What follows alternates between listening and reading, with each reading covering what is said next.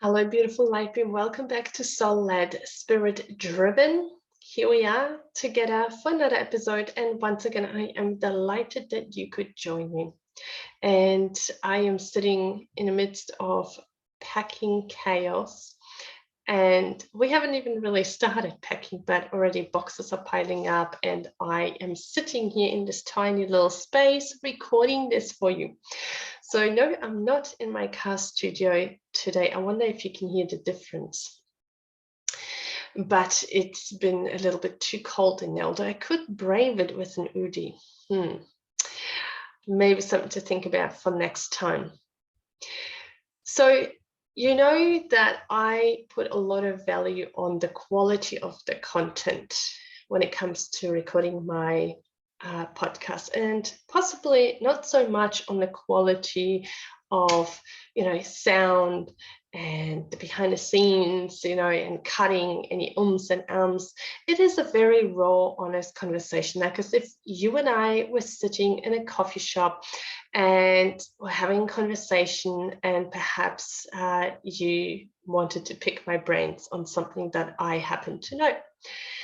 So this is really how I like to bring the podcast to you. Like I said, I have done, and I possibly have mentioned this here, I have done the podcast where you meticulously edit and cut any any background noise, anything like that. And it took me like another 2-3 hours, and I just hated it. I hated the whole process. I really just want to come in here. I want to share with you what I have to share, what my astral team Echo has to share, and hope that it finds you well, and hope that it is exactly what you needed to hear. So forgive me if the sound at times isn't perfect. I hope the content still hits the nail on the head for you. And today I wanted to talk about guides again. Yes, so in the last episode we spoke about guides, where I shared with you a Q&A from my free Facebook group, Soul-Led, Spirit-Driven.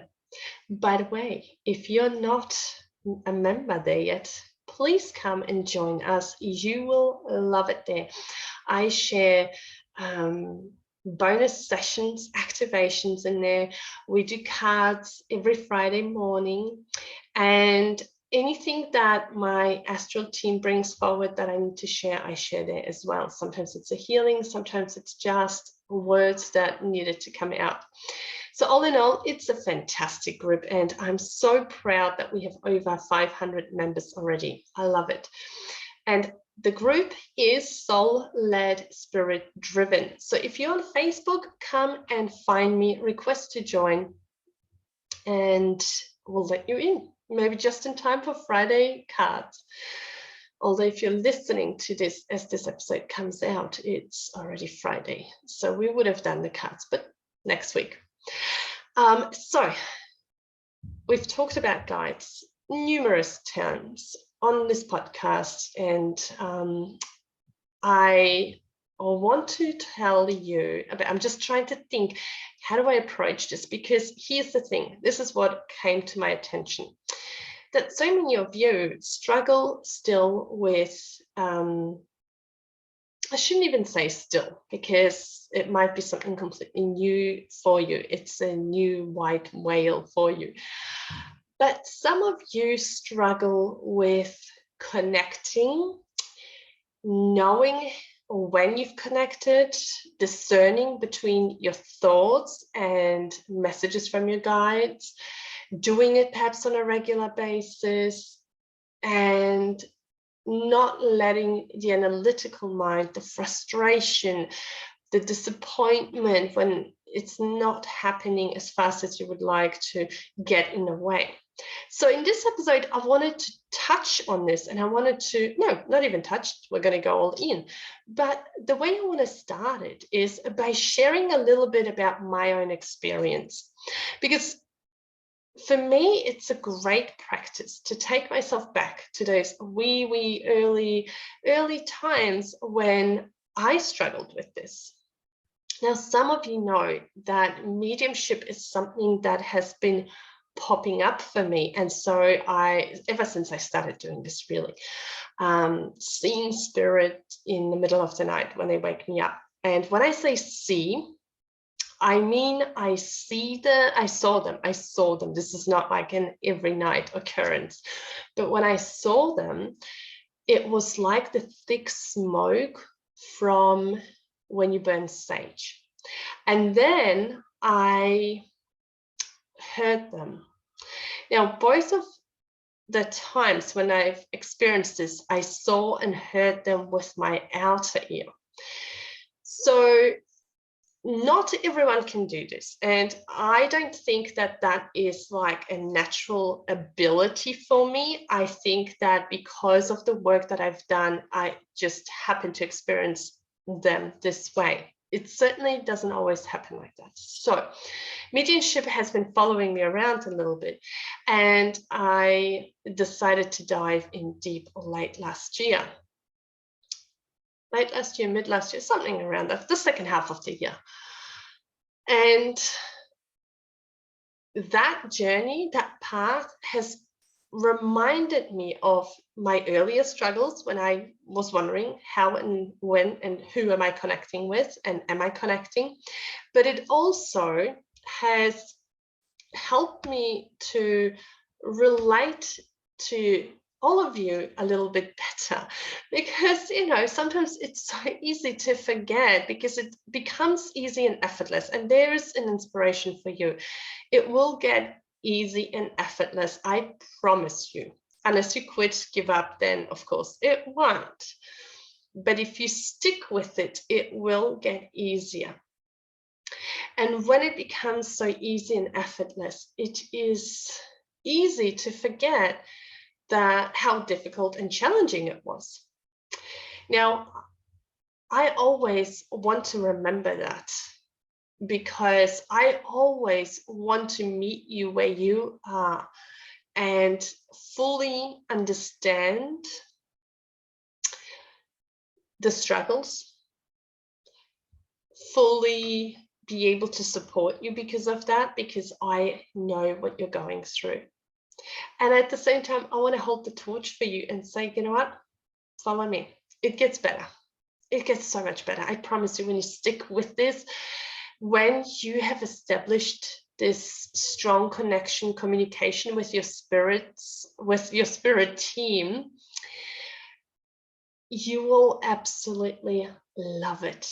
Your life will change. And from then on, whether you decide to then pursue mediumship, whether you decide to learn how to access your Akashic records, whether you want to channel some higher starseed beings and perhaps learn light language, whatever it is, the world is an open oyster for you. The world, the spirit world, everything.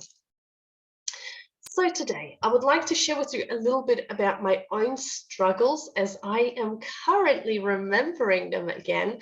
And I want to hopefully give you hope, but also give you a few tips that have helped me, that I'm now doing and finding they're helping me again.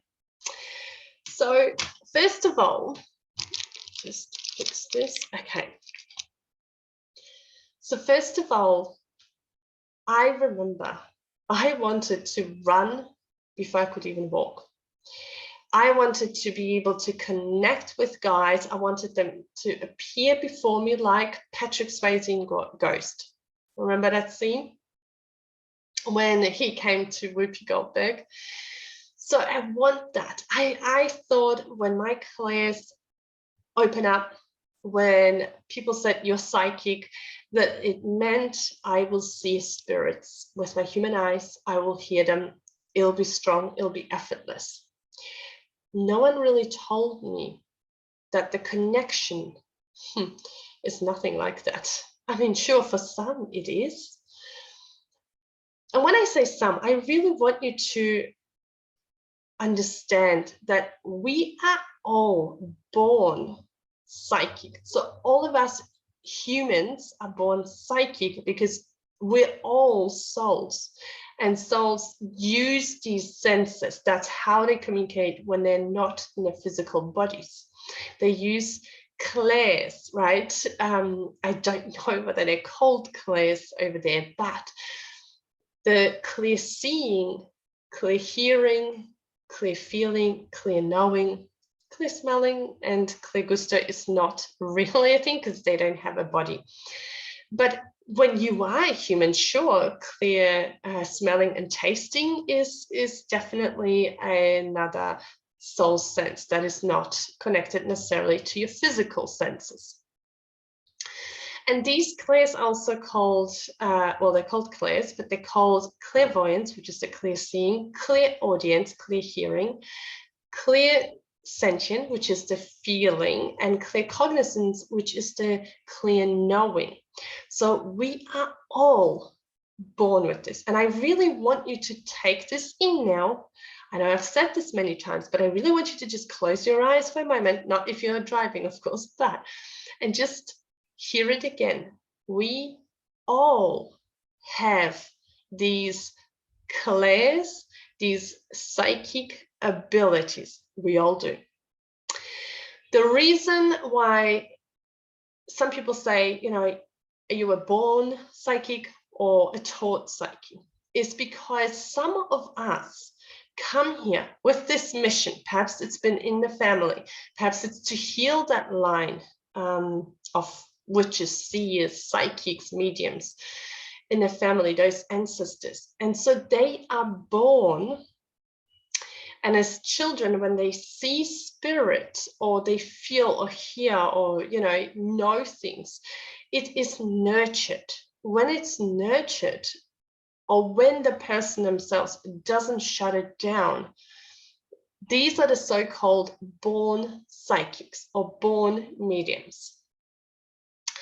But when you were little, if that wasn't encouraged or nurtured, or you closed it down perhaps because you were scared of something that you saw, you can still awaken it and still use all these beautiful gifts.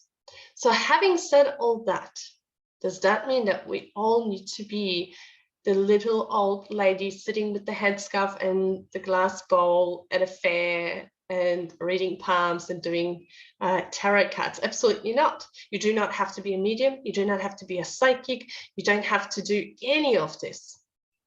But why would you not still want to use these amazing senses that make you literally superhuman?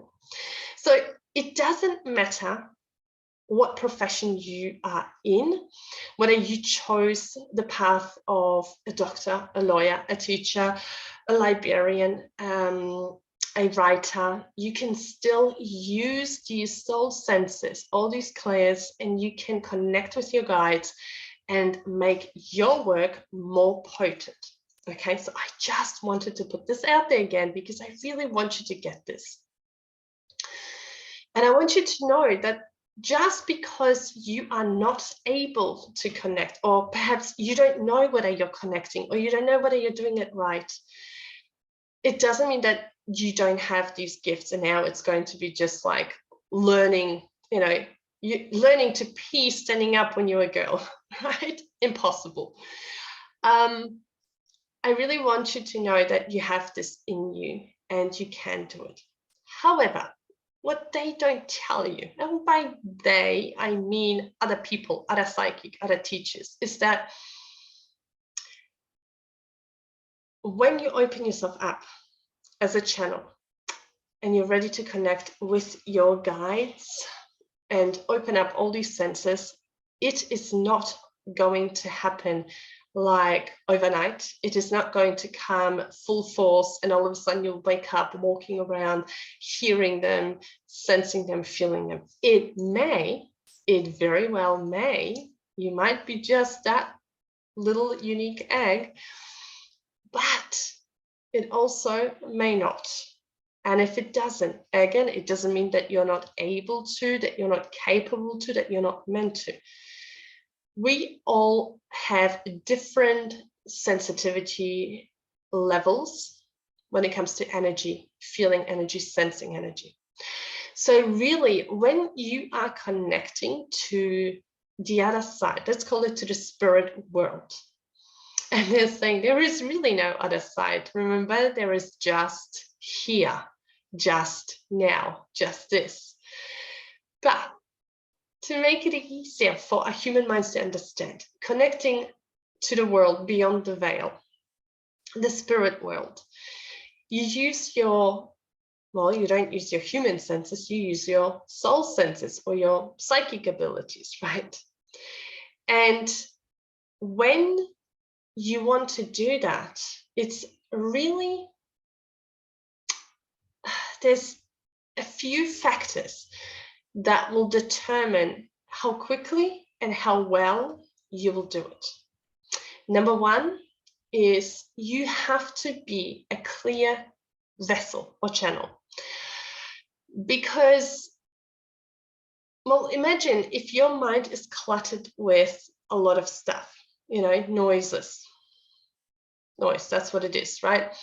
The things that happen during the day, the things you need to do, your to-do list, the email that you were supposed to write, the phone call that you were supposed to return, something that your child has asked you to do, someone's talking at you, someone was talking about you and you found out, and now this is sitting in your mind and you can't stop thinking about it. Perhaps someone disappointed you. Perhaps you're trying to make a decision. All this, can you feel like, as I'm saying it, how heavy it feels and cluttered? So imagine holding books in both your hands, heavy books, and there's a whole pile of books, and you're holding them with both your hands. You can't do anything else, right? Till you put these books aside, you can't do anything. You're holding these books and you can't do anything. So we need to become a clear vessel, first of all. Now, the way we become a clear vessel, I'm sorry, you will hate me, but I have to, through meditation. So you have to meditate. You have to sit in silence. You have to train your mind to not wander. So it's not to eliminate thoughts, but it's just to catch yourself when these thoughts are popping in and bring yourself back to center where you are in control. And there's going to be a twist coming up in a minute, but where you are in control and you choose to be a blank canvas or a hollow straw, right? You are hollow and there is this straw through which they will blow their message through. So that's the first thing. Now, meditation also, I want to say, teaches you how to be present, how to be focused. And it doesn't matter whether you do it for 40 minutes, an hour, 2 hours, or 5 minutes. If you feel like, gosh, here's another thing I have to add to my daily routine, well, how about you start with 5 minutes? Or perhaps start with being mindful and present and in the moment when you're folding the washing or you're washing the dishes. Just don't think about anything else. Don't listen to anything. Just set the intention that while I'm folding the washing now, I will just be in silence and observe my thoughts and focus on my breathing, right? Focus on what I'm doing. So that's number one. Number two, very, very crucial, is that you understand that it's not, you're not going to hear things necessarily. Again, you may, but most likely you won't, the way you hear me right now. The way you're hearing me right now is not going to happen unless you can hear spirit with your outer ear. But clear audience means hearing, or hearing with your inner ear, I should say. And often that comes through as your thought. So that's where we get confused, because spirit will sound very similar to you. From my own experience, I've experienced that it was very faintly, very gentle. So I even me in the beginning, I expected these bells and whistles and spirit popping up, and people were saying that they're being woken up and they have to like put boundaries around it. I was like, oh, you can come to me anytime. They did a couple of times,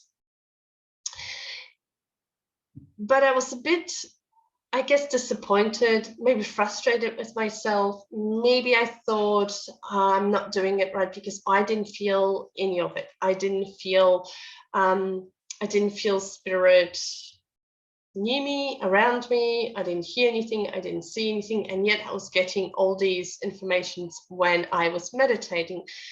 And so I was frustrated. I had my moment, but in those meditations, when my guides were trying to connect with me, they were saying that you need to relax.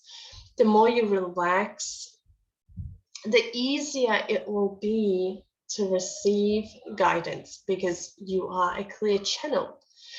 When you get frustrated with yourself, when you are disappointed, when you feel like you're not doing enough, you're not good enough, you actually create roadblocks.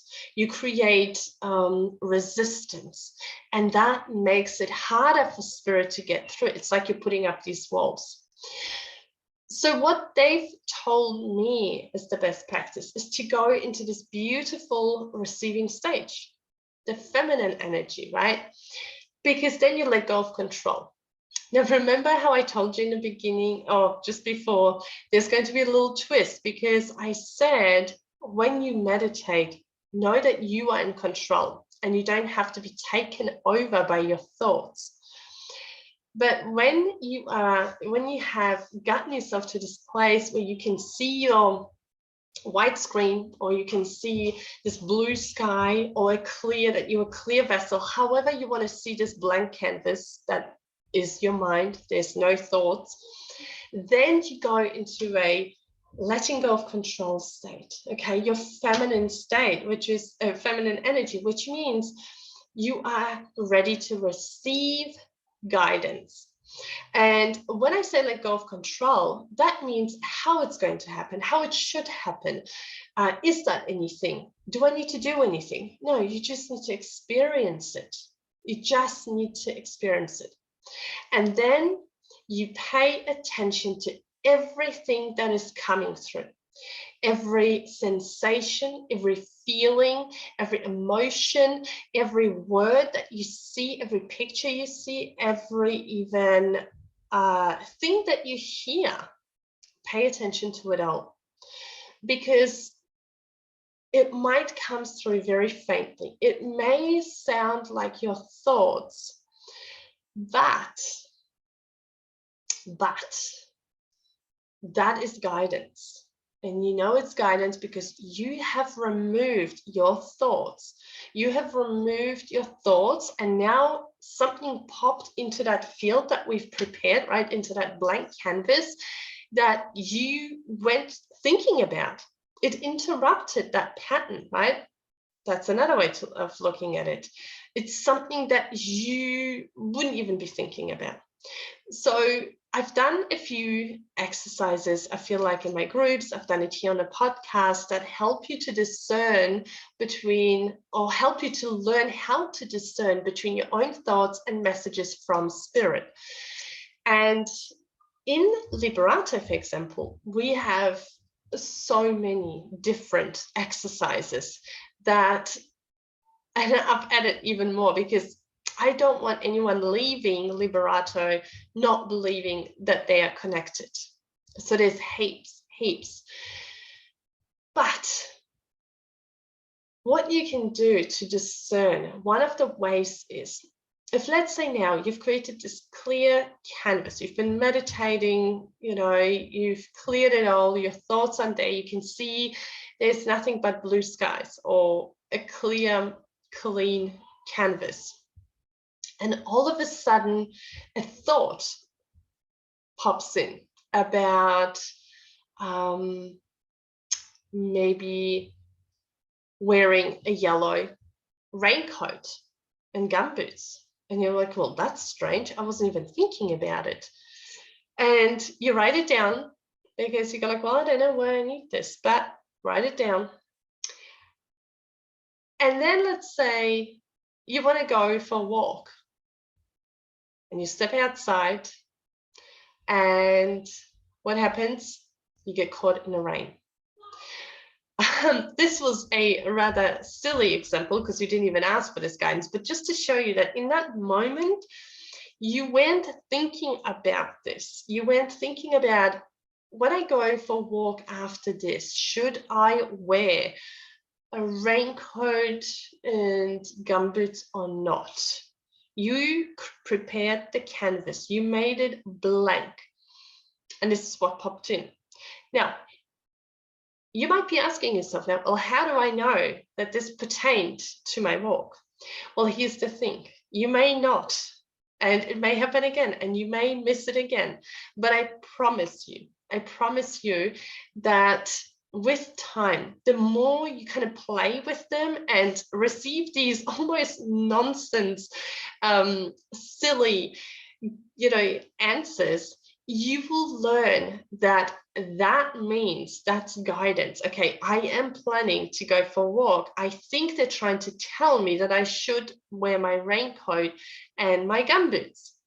You will know that this is that guidance and not perhaps, your grandma popping in, reminding you that when you stayed with her, you didn't have a raincoat and gumboots, and so she bought you yellow gumboots and yellow raincoats, right? You will learn how to discern. But this is exactly the kind of frustration that often we get in the beginning when we're trying to connect. We get frustrated, like, oh, damn it, I missed this, right? I missed it. And so they don't want you to sit in that energy. They kind of want to go like, okay, look at that. I missed this one. Oh, well, better luck next time. Because when you have this playful attitude, that elevates your vibration, your energy. It elevates it.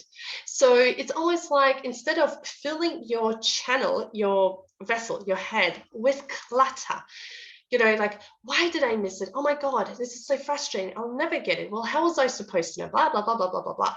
That chatter creates a lot of noise.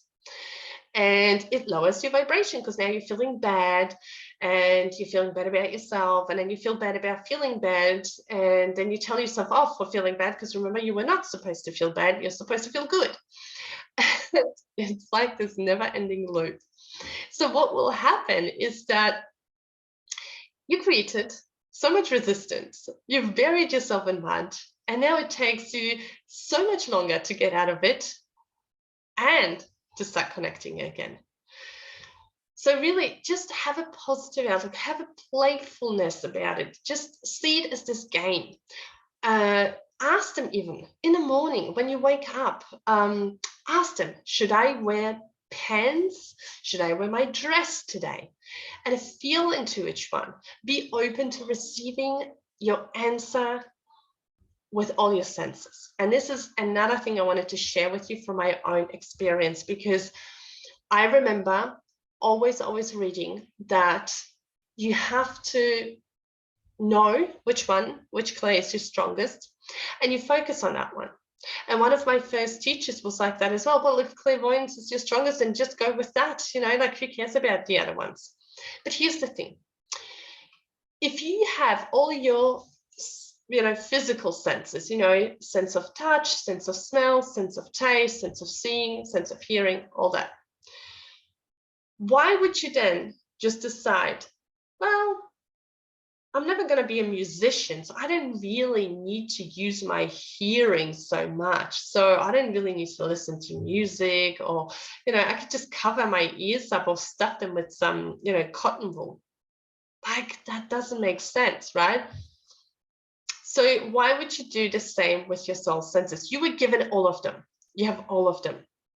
The reason why perhaps one is stronger than the others, there could be a couple of reasons, actually. There could be because in your past lives, you used predominantly that one. Again, old school, right? It could be that perhaps when you used, clairsentient, for example, or clairvoyance, something happened, something where in your past life happened and you shut it down. Or perhaps in this lifetime, you saw a spirit when you were younger, and so you shut that down. You didn't want to see ghosts, spirits, right?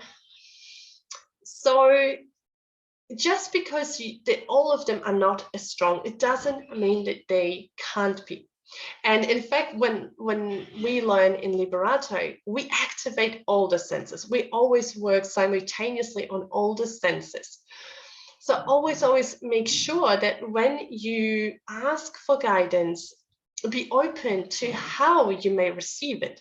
Now, here's something that I've learned recently from my guides, that depending on the guide and their abilities, you may receive messages from one guide via clairvoyance, the clear seeing, and with some you might receive it through, let's say, clear cognizance, the clear knowing, because they're much better at pushing information through that way. So just depending, if a guide is very artistic, very visual, they will show you pictures, images, right? But maybe there was one that was better with words or better with feelings and emotions, and they will bring information through that way. So always be open to all of them. And don't get frustrated with yourself, because you're doing fine and you're doing something completely new and different. And it's not something that is taught in schools or mainstream schools. And so you got to give yourself some credit, and your guides, I can tell you, are so proud of you, so excited that you want to establish this connection with them.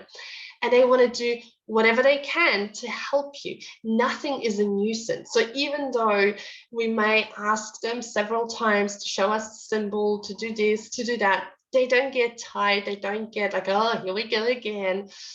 They love it because they want to have this connection with you.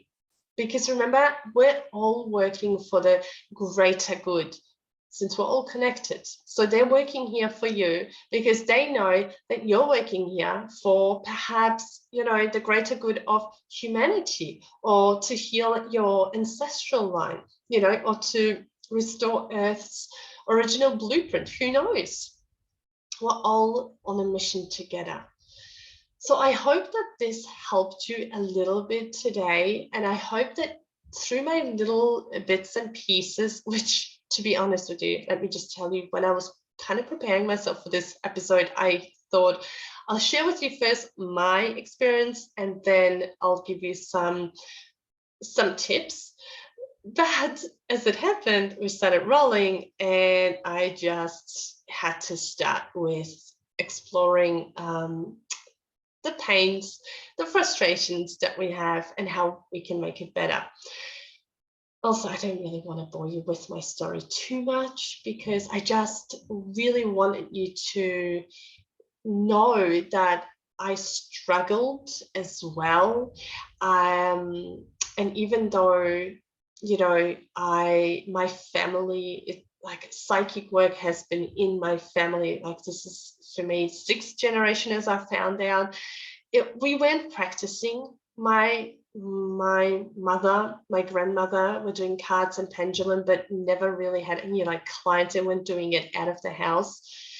So it was very hush hush still, and it's it wasn't discouraged, but it wasn't like I wasn't shown a way. And maybe, I don't know, maybe that was just the path that we took on. But I didn't come from a house where my mum was psychic and medium, and practicing, because she was psychic but not practicing.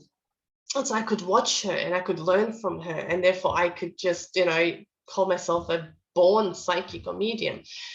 I still had to learn. I had to remember how to use these senses. It is very much like a child learning to walk and then run, right? But first they have to stand up.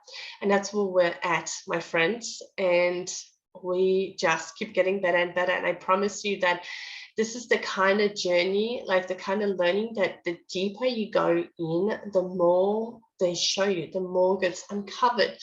And one day you might wake up and see spirits or hear them, or you may never have that, but instead you will sense them so much, and you might be drawn to mediumship. You might be excellent at reading cards. You might be really good with energy healing. Who knows what the potential is here and what your path is.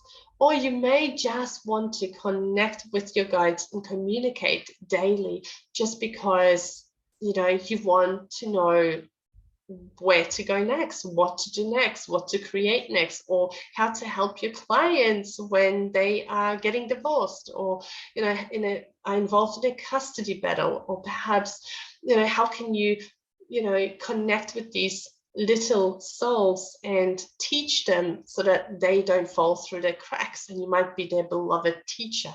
Who knows?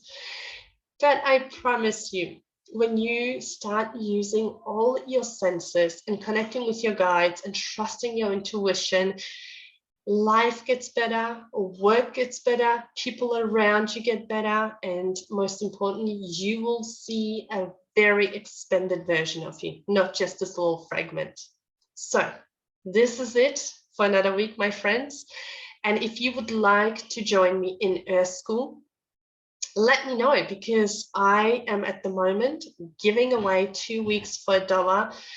And the thing is, Earth School is the hub of everything. Whether you are on a spiritual journey, I was going to say psychological journey, but I meant psychic journey. Sometimes we do ask ourselves, is this psychic or is this psycho, as my beautiful friend and mentor Tracy Lee says. But if you would like to join us in Earth School, let me know. I'm going to leave everything in the show notes, how you can get in touch with me. And I would love to offer you 2 weeks for $1 in Earth School, so you can come in and join our sessions, explore what's in there. And I promise you, there is so much there, so much. It's like, if you don't know what to do with me, come to Earth School. There is literally everything. And we do one-on-one as well. Or one in groups. All right, my friend, have an amazing week, and I will see you next week. Oh, not see, but hopefully I'll be in your ears again. Bye for now.